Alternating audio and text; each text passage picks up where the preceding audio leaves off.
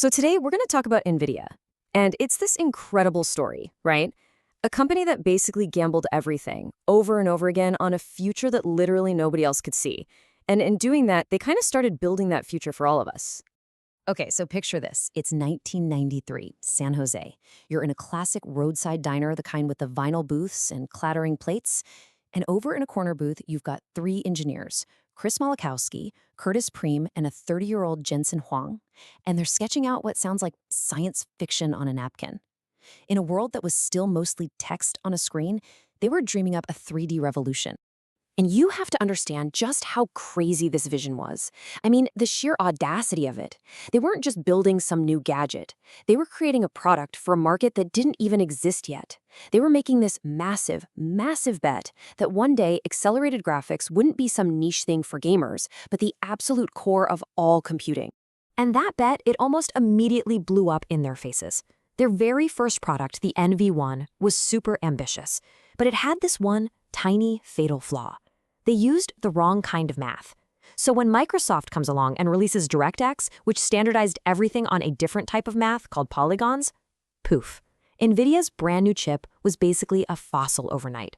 The company was just about to collapse. Okay, this next part is just legendary. So NVIDIA has this big contract with Sega, right, the gaming giant. Jensen Huang gets on a plane to Japan, sits down with Sega's CEO, and basically tells him, hey, our technology is wrong, we can't actually do what we promised, we need to cancel the contract. But then he adds, but if you don't pay us the money anyway, we're going to go out of business. I mean, who does that?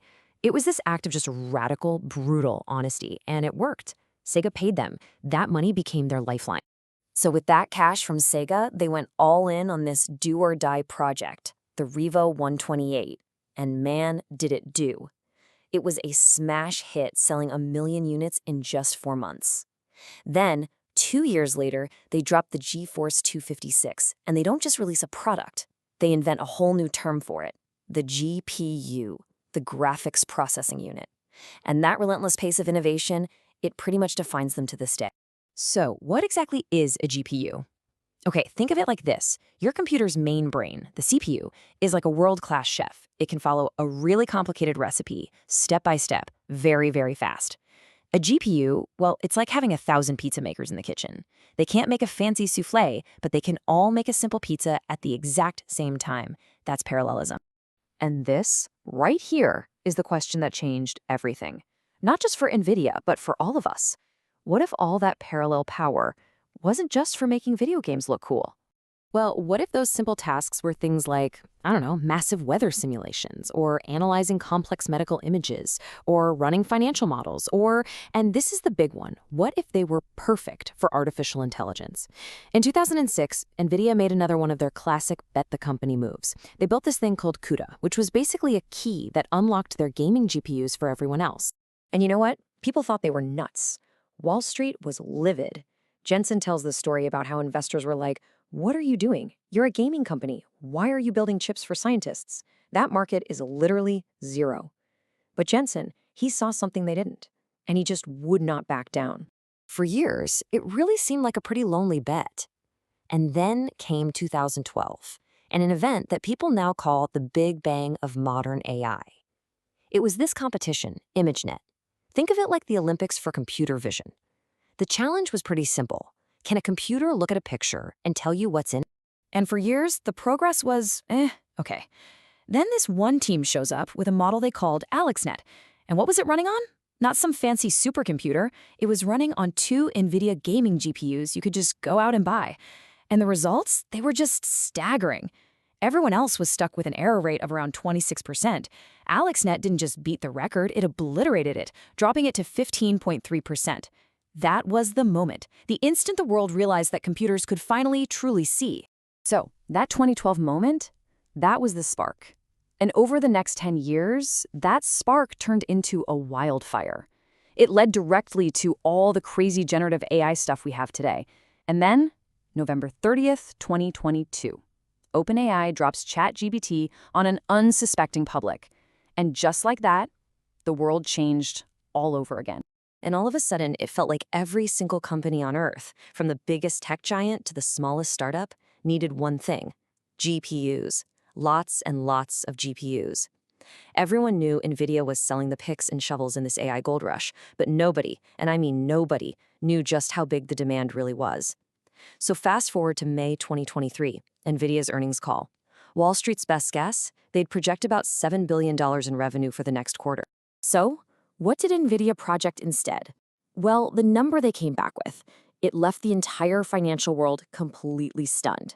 $11 billion. That's a 50% beat.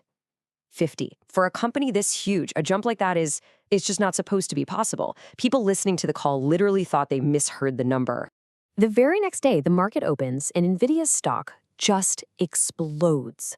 They added $184 billion to their market cap in a single day. That is the biggest one-day gain in the history of the stock market. And just like that, the little company that almost died back in '95 was a member of the trillion-dollar club. And this wasn't just about money.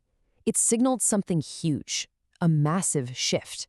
NVIDIA's old customer was a gamer, maybe a big company, but now their new customer was entire nations. So Jensen Huang starts flying around the world, but he's not just a CEO anymore. He's like a tech diplomat, and he's got this absolutely brilliant new pitch for world leaders. He tells them, look, your country's data is your most valuable natural resource. You can't import intelligence. You have to build your own sovereign AI. It was a masterstroke. He reframed buying GPUs as a matter of national security. So the big question now is, how do you stay on top when the entire world is gunning for you? Their answer is a new system called Blackwell. And get this, they don't even call it a chip. They call it a data center-sized computer. It's this insane system that lets them build a massive engineering moat around their business that is just incredibly difficult for anyone else to cross.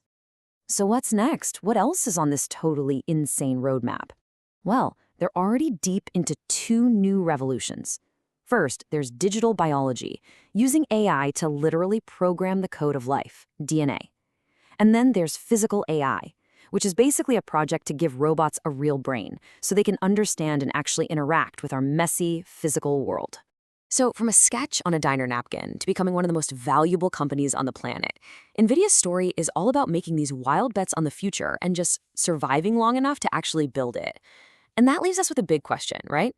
Are we just watching the peak of some insane tech bubble, or are we standing at the foundation of a whole new reality that we can't even begin to imagine?